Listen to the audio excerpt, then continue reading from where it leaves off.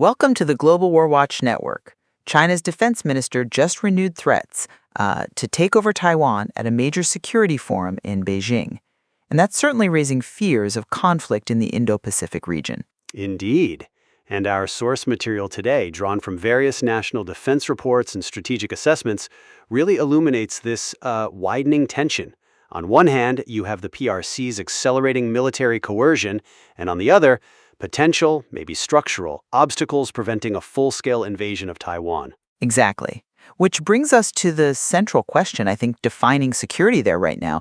Does this recent sustained escalation, the PRC military exercises, the gray zone tactics, does it demonstrate an accelerating and, frankly, credible conventional path toward invasion? Or do significant internal constraints within China, coupled with Taiwan's own defensive advantages, fundamentally deter such a large-scale action? A critical question. And I'll state my position clearly.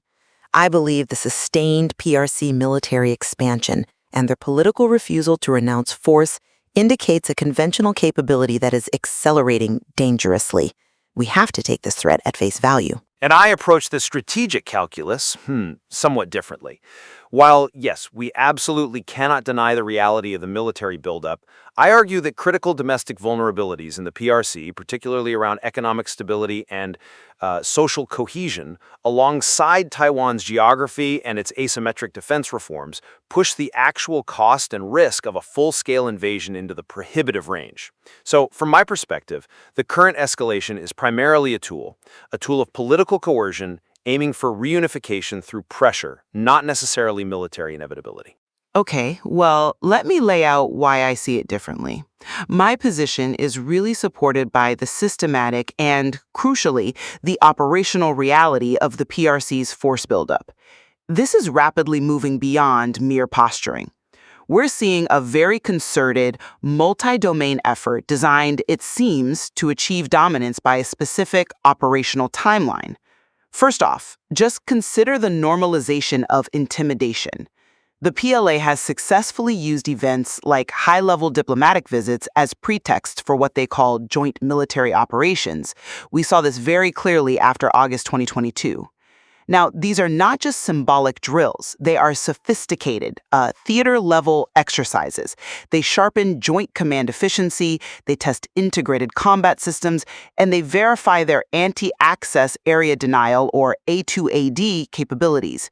We're talking about simulated blockades over Taiwan's critical communication routes, even missile lock-ons. That's operational preparation. Second, the systematic force expansion itself shows clear intent. The PLA Navy, the PLAN, is speeding up its blue water capability development. Their explicit goal, achieving basic operational control over the first island chain by 2035. At the same time, the Air Force is transitioning to an offense-defense structure, bringing in new generation fighters, bombers, and the rocket force is continuously sharpening its mid- and long-distance precision strike capabilities. This isn't just random growth. It's the integration of power, designed specifically for a joint operation against Taiwan and, importantly, any foreign intervention forces. Finally, and this might be the most critical piece, these kinetic actions are paired with hybrid warfare, what they term cognitive warfare. The PLA's own doctrine explicitly aims to seize, counter air, sea control, and electromagnetic dominance. The cognitive part involves using sophisticated psychological tactics, information ops, to sow panic, to erode Taiwan's political and military will. Basically, shaping a scenario where the operational conditions for invasion become favorable. The intent seems quite clear. They are building the systems needed for comprehensive operational control and aiming for regime collapse. That analysis of capability is certainly compelling, I won't deny the buildup. But I believe it significantly undervalues the profound constraints that act as, let's say, structural brakes on Beijing's strategic acceleration. The leadership must weigh the risks against projected gains, and I argue those risks are mounting, particularly domestically. My perspective emphasizes these prohibiting factors. Let's start with prohibitive domestic costs. Recent economic assessments, well, they show widespread pessimism about economic performance inside China. This directly correlates with a surge in domestic anxiety and, very importantly, an increased public preference for pacifist foreign policy options over more bellicose ones. We've seen reports detailing a significant increase in dissent events, workers, property owners. Now imagine a costly war coupled with the guaranteed severe international sanctions. That would massively exacerbate this economic anxiety, threatening the CCP's core legitimacy, which rests heavily on delivering prosperity. Second, there's the social vulnerability linked to high casualties. This is an existential political risk. The youngest cohorts of PLA soldiers, they come exclusively from the single-child generation, those born after about 2007. Mass casualties wouldn't just be numbers. It would mean the complete devastation of tens, maybe hundreds of thousands of families. This situation directly conflicts with deeply embedded cultural values, like Confucian filial piety. Political tolerance for that kind of upheaval is arguably exceptionally low. And we already see younger Chinese respondents expressing significant reservations about aggressive military solutions. Third, Taiwan's own defense strategy, resolute defense and multi-domain deterrence, is designed specifically to exploit these vulnerabilities. They are maximizing their island geography with enhanced mobility, concealment, prioritizing high-value, survivable, asymmetric assets. When we talk about them acquiring Harpoon coastal defense cruise missiles or mobile launchers for their Xiangfang second and third missiles, we're talking about highly mobile, long-range platforms. They're designed to survive an initial strike and then precisely target mobilizing invasion forces during that dangerous strait crossing phase. That's when the PLA is most vulnerable. This deliberate strategy to increase projected PLA casualties works directly against the social fragility I just mentioned. I see the logic there, emphasizing the domestic fragility. But I have to disagree that these internal risks rise to the level of truly deterring a full-scale operation, especially when you weigh it against the sheer scale of operational investment we are observing. Yes, Taiwan is implementing crucial defense reforms, the new one-year conscription, acquiring advanced systems like Patriot PAC-3s, the indigenous Skysword II air defense. These are necessary steps, but they are fundamentally reactions to a relentlessly expanding threat. Look at the PRC investment. It just dwarfs Taiwan's efforts. Their defense budget saw steady, substantial growth, over 11% increase in the master budget for fiscal year 2023 alone. This funding isn't just for conventional forces. It's dedicated to achieving comprehensive operational control across all domains. That includes dramatically speeding up nuclear warhead production, developing space and anti-space capabilities, things explicitly designed to deny foreign intervention. Taiwan, in essence, is playing catch-up against a force focused on achieving a level of conventional superiority that could potentially render its current defenses insufficient against a well-coordinated joint strike. That framing, though, I think overlooks how Taiwan's reforms fundamentally disrupt the PLA's core operational assumption, the assumption of a rapid, decisive victory. The PLA's goal has always seemed to be decapitation, achieving political aims quickly, perhaps before the international community can effectively respond. Taiwan's shift to one-year conscription, alongside the focused development of reserve units, these dedicated garrisoning forces, dramatically improves what we might call whole-of-society resilience. These garrisoning forces, they're trained specifically to secure critical infrastructure, coordinate with civil defense, and they practice this regularly in the Han Kuang and Minnan exercises. What this means is, even if the PLA achieves a successful landing, they won't face a simple military target. They'll face a heavily defended, dispersed, and resilient adversary across the island. And let's not forget history. Successful large-scale amphibious operations are among the most difficult military tasks imaginable. Smaller operations like the Battle of Guningtou back in 1949 showed the massive risks involved. These reforms help ensure any invasion simply cannot be quick or clean. That's a compelling point about resilience, yes, but the PLA is actively developing doctrines specifically intended to neutralize those very defenses. Their major recent drills are centered on the concept of blockade, moving rapidly to encircle first and then attack.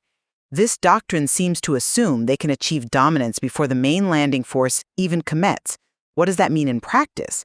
It means simulating the rapid breakdown of Taiwan's critical installations, radar sites, command centers, air defense batteries using overwhelming coordinated strikes.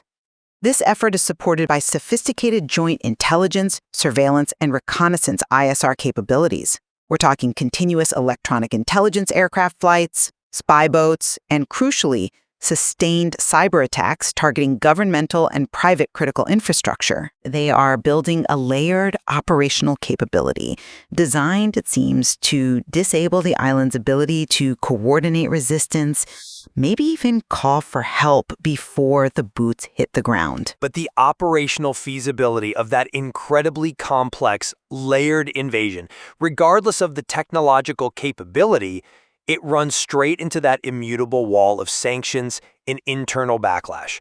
I'm sorry, but I just don't accept the premise that Beijing can successfully plan and execute an operation of this sheer magnitude while somehow insulating itself from the guaranteed, devastating economic consequences and internal instability. The economic and social fallout, frankly, is a more effective long-term deterrent than many military planners perhaps give it credit for. China relies heavily on imports for staple crops like soybeans. A major conflict would grind international trade to a halt, severely disrupting food security, economic supply chains, and worse, the high-tech industries that form the backbone of China's modern economic legitimacy. They would be crippled by sanctions targeting access to the dollar system to Western markets. The public dissent that would arise from widespread economic hardship, coupled with the political fragility caused by mass casualties among that single child generation, it poses an existential political risk to the CCP's continued rule.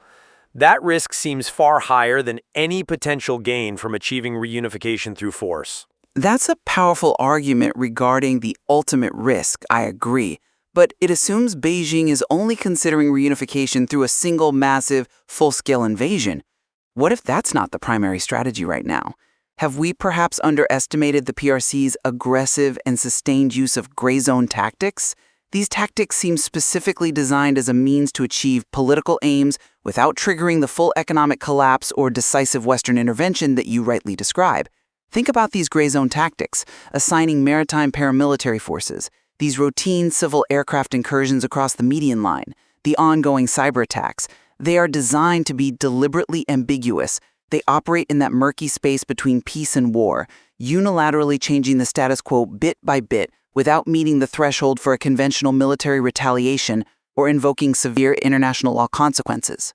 They seem to be aiming for psychological and political control through persistent pressure, using tools like the three warfares, legal, psychological, and media, to cause anxiety to erode faith in Taipei's ability to defend itself. This method could achieve strategic objectives without the catastrophic price tag of a full amphibious assault. Gray zone coercion is absolutely a pressing issue, no question. But it doesn't eliminate the conventional hurdle, which remains Taiwan's geography itself. The geographic reality is the ultimate conventional bottleneck for any full-scale invasion force. Taiwan's terrain is defined by that rugged central mountain range, covering nearly 60% of the island. And crucially, the potential landing areas, they are extremely constrained. They either open onto flat, open rice paddies, totally unsuitable for staging heavy material, or they lead directly into dense urban centers, which necessitates disastrous, costly urban combat. The defender holds an immense advantage, exploiting interior lines, easily disrupting the island's critical infrastructure, especially the elevated highway network, vital for any advancing mechanized force. Disrupt that, and you force attackers into that water-intensive agricultural land where they become exposed targets for Taiwan's mobile missile and artillery units. The defender's ability to turn geography into a kill zone just multiplies the projected casualty count, reinforcing that domestic social constraint we talked about earlier. The complexity here really does require looking at it from multiple angles, considering how these factors interplay. While terrain certainly presents significant difficulties, we also have to pivot the focus back to the wider regional strategic context. Taiwan knows, perhaps better than anyone, that its ability to survive a large-scale attack is intrinsically linked to external support. Strategic assessments often view Taiwan as a crucial linchpin at the first island chain. That's precisely why Taipei is so focused on deepening military engagement with the U.S. and its allies, including partners in AUKUS and the Quad Nations. Now, this reliance on external assistance suggests that the deterrence equation might hinge less on the difficult terrain itself and more on the political will and operational capability of these allies to successfully penetrate and resist the sophisticated A2AD network the PLA is actively building out. That network, the ships, planes, missiles designed to keep foreign forces at bay, is extending further out towards the second island chain. If the political will of allies falters, or if the PLA successfully denies access, well, then Taiwan's terrain advantages could become geographically irrelevant under concentrated, sustained fire. The battle for Taiwan, in many ways, is also the battle for the Pacific's vital sea lanes. So to summarize my position, the evidence strongly suggests the PRC is investing heavily and rapidly operationalizing its threat. We see it in the aggressive joint exercises, the cognitive warfare efforts, the broad military modernization aimed, it seems, at neutralizing Taiwan's defenses, perhaps by 2035. While Taiwan's own force buildup is absolutely vital for resilience, it appears to be struggling to keep pace with the accelerating reality of the conventional capability and the clear hostile intent demonstrated by Beijing. And to conclude my view, while we certainly agree that the threat of coercion is very high, the actual risk of a decisive amphibious invasion remains, I believe, substantially mitigated.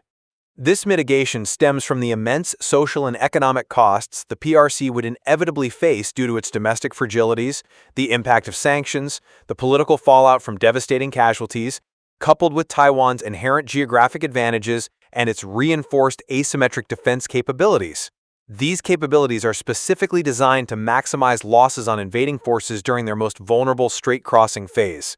The hurdles to a successful invasion remain immense, regardless of the accelerating capability on the other side. Ultimately, the source material clearly demonstrates how this fundamental tension between operational capability and strategic risk really defines the security situation in the Indo-Pacific. It demands continuous, rigorous evaluation of both the PRC's evolving intent and the ongoing resilience of the democratic island. We thank everyone for their time and participation in this essential discussion today. Absolutely. If you appreciate this analysis, please do like, share, and subscribe to Global WarWatch Network. You can also share your own thoughts in the comments section below and join us on social media. All the links are provided in the description.